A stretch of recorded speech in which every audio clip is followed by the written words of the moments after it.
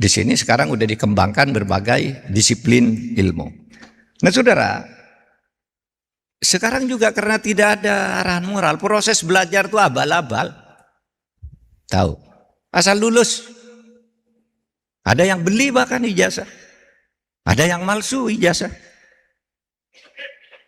Enggak, saya enggak bicara siapa-siapa, memang banyak. Sebelum kasus sekarang tuh ijazah-ijazah palsu banyak. Saudara bayangkan di tahun 90-an menjelang reformasi itu, kalau generasi saya dan Pak Abbas dan yang lebih senior lagi itu pasti tahu. Waktu itu ada istilah 3 in 1. Ijazah itu saudara beli sekaligus sarjana, master dan doktor. 3 in 1. Ubahnya dulu.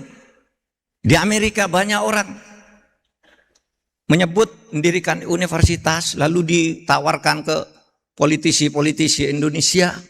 Nih katanya ijazah, kirim surat Indonesia, kirim $200, dikirim ijazahnya, universitasnya enggak ada.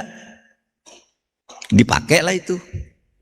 Sehingga dulu lalu pernah waktu saya belum masuk ke pemerintahan, saya dulu akademisi, itu menggagas sebuah gerakan apa? Ini ijazah-ijazah yang tidak benar ini diperbaiki supaya dilaporkan sebagai penipuan oleh pemerintah, oleh dikti.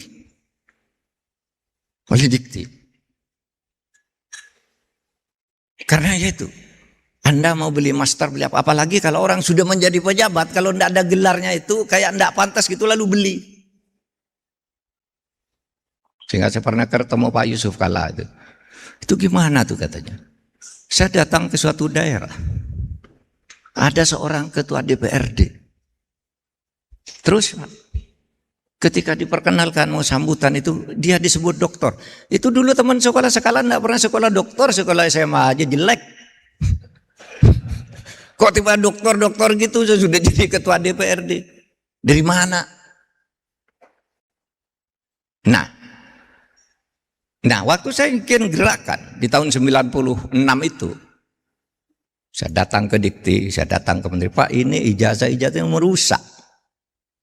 Ijazah beli kayak gitu. Kita laporkan polisi, pasal pidananya ada. Lapor ke polisi. Ternyata polisi juga banyak yang ijazahnya beli.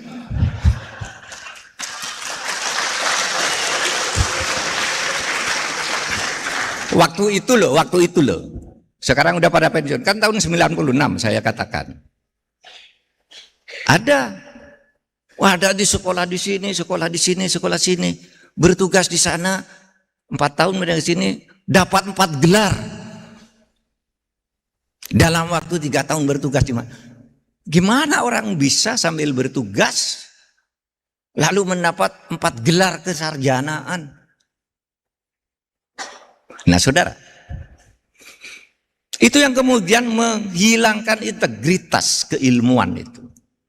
Suruh bicara ilmunya enggak ngerti. Padahal dia sarjana di bidang itu. Ya karena itu.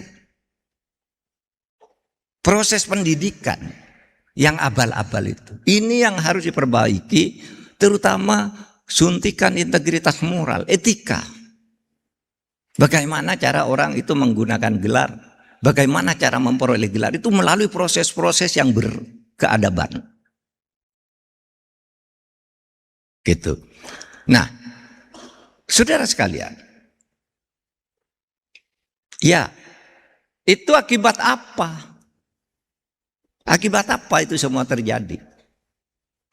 Itu akibat